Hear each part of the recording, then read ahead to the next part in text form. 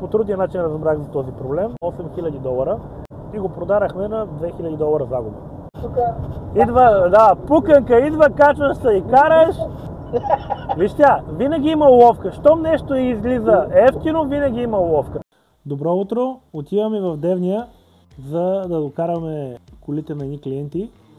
И ето в момента рано ни звънат. Ко става, Ванка? Отрано почват да звънат, всеки с неговите задачи, няма как. Айде да тръгваме. Пътуваме да разтоварим контейнера и да вземем колите на клиентите. От сутринта станахме рано, закачихме платформата и тръгваме. Става 3 часа и половина път. Лека по лека ще стигнем.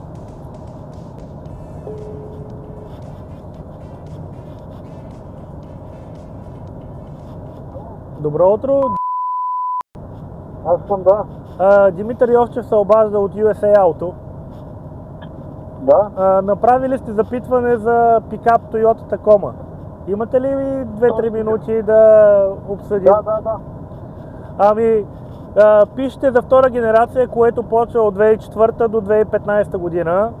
Точно така, да. Искате да е 4x4 и да е с 4-литровия мотор. Да, точно. Бюджета пише, че е около 20 000 лева. Нощи прегледах как върват обявите. Toyota, това е един от най-здравите пикапи по принцип, Tacomата. И наистина е напълно възможно между 20 и 25 да дойде с ремонт тази кола. Ясно.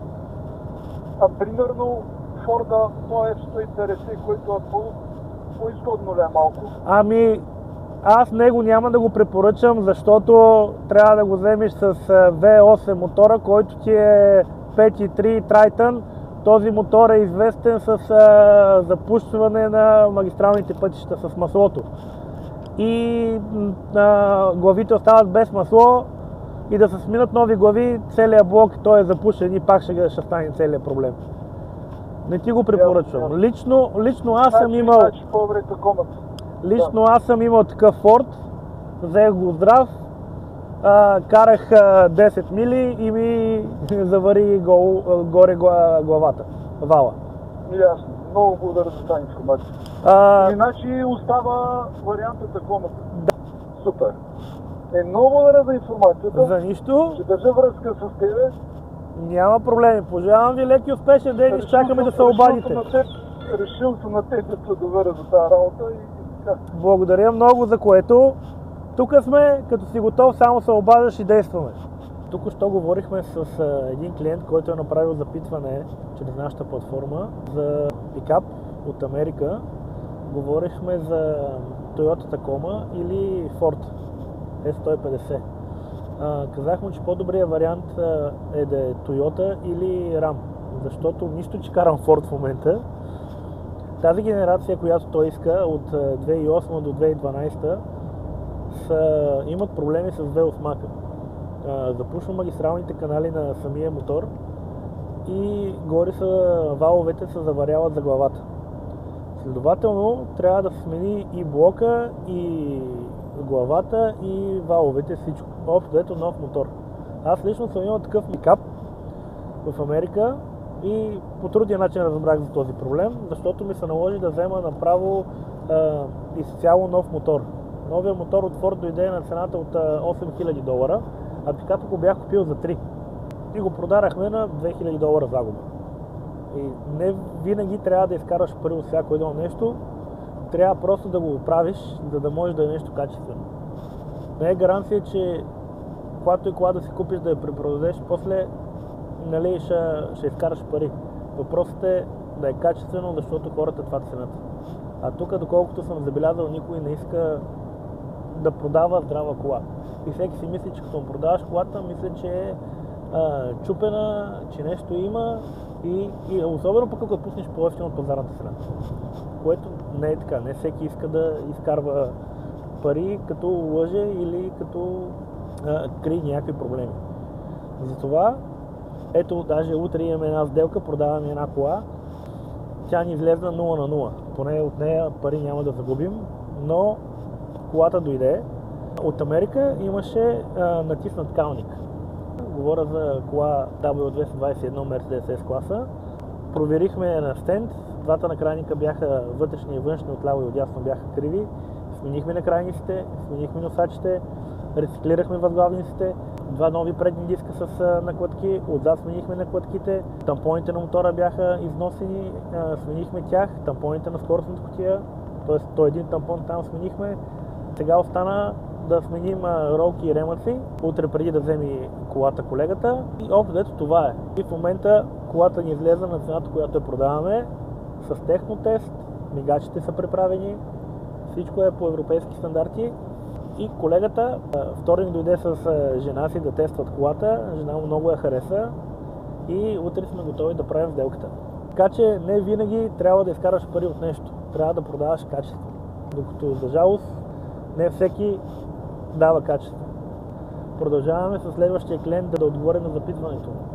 Добър ден, от USA Auto ви се обаждаме, направили сте запитване и казваш, тази ми харесва, тази не ми харесва. Действаме, като намерим коя ти харесва, казвам ти колко е реалната цена да се вземе тази кола и ти само ще одобриш, дали си съгласен или... Аз съм написал кола, значи цената до България. Да, точно, и аз това ви казвам. Да, цената, това е до България и отремонтирана. Ние имаме и сервис, който може да ви помогне с ремонта. То това е допълнително вече с ремонта, така? Не, влиза в тази цена. Добре, хареса ми това нещо и добре звучи ти поне. Ами виж сега, какво да ти кажа, всеки трябва да дава... Или ето както не ми казват, че ще дойде идеална колата или нещо такова, защото ми обясняват тук... Идва, да, пуканка идва, качваш се и караш. Виж сега, винаги има уловка. Щом нещо излиза ефтино, винаги има уловка. Просто трябва да си подготвен за тази уловка. Това е цялата работа. Ами аз гледам по принцип или Overland, ама... Да, или Overland, или Summit. Знам, всеки гледа това. Да. Бяла кола не искам с светъл салон също. Няма проблеми. Каквото искаш, това ще намерим. И син цвят също не искам. Добре, бяло и синьо няма. Червено ще вземем тогава. Да, благодаря ти, дочуване и лек ден. И аз ти благодаря. Чао. Чао. Значи за 10 минути телефона не спря да ми звъни. Пристигнахме на склада. Сега ще прегледаме колите и почваме да ги товарим.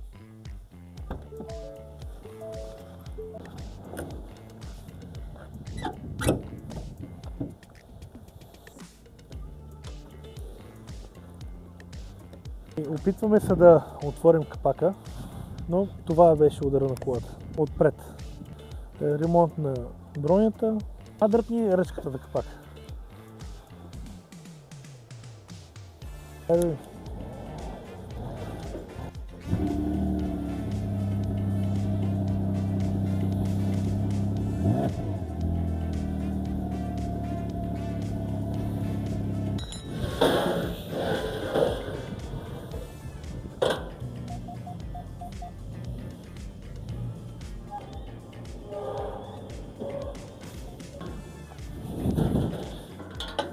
Първата кола е натоварена, другата ще ми помогна с мотокара.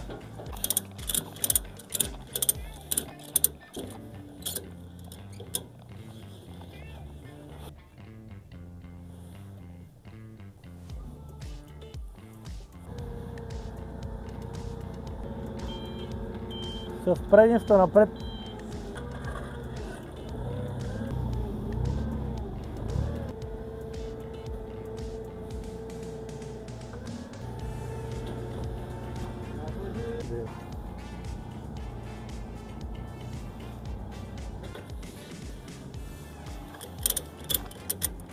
Пращам им снимки, къде ги натварим.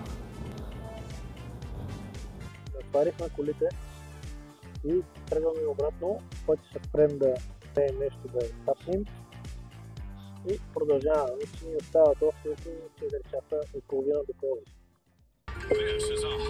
Звъним на клиента, че колата се играе, фанана по време на път. Чакаме. Ало, здрасти! Следващата кола е нашата. Играем за това първия с удара в калника. Горе-долу го изчислих, че до около 6500 излиза на около 35. 500. За колко ми каза, че ми се чух? За 6500 с ремонта. Излиза около Да, 35-500, нещо такова. Да, добре. Сега има една кола преди нас. То номер е 2507 на колата, а нашите, дето ще играем, е 2508. Супер, добре.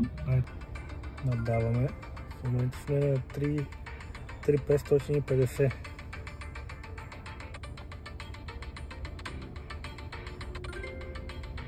С Кентъки се борим.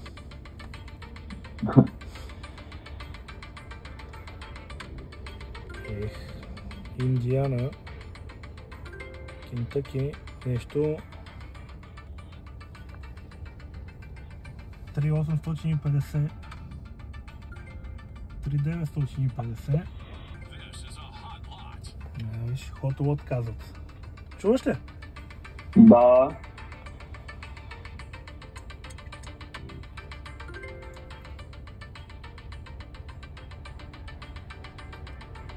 Нещо Кентъки много искат колата на ПВЦ, ама не са познали. Те чака да стане точно до края и веднага дава, ама... И да го... Да. Обаче ние не са, веднага го надавам, няма смисъл да се чака толкова. Честито, 4450 спечелихме колата. Супер. Значи $2000 под бюджета, който говорихме. Супер. Честито. Утре ще ти звънна за къде трябва да се предадат парите и как ще действаме от тук нататък. Добре, супер. Добре.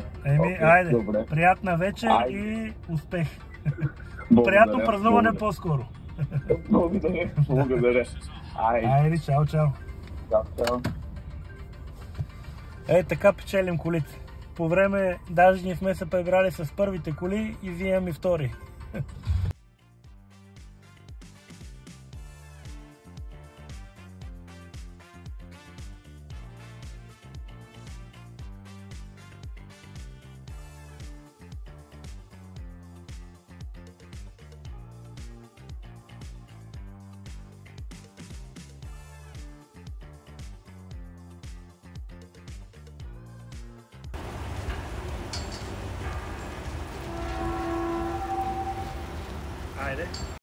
Ето, след дълъг ден пристигнахме отново на базата, докарахме колите.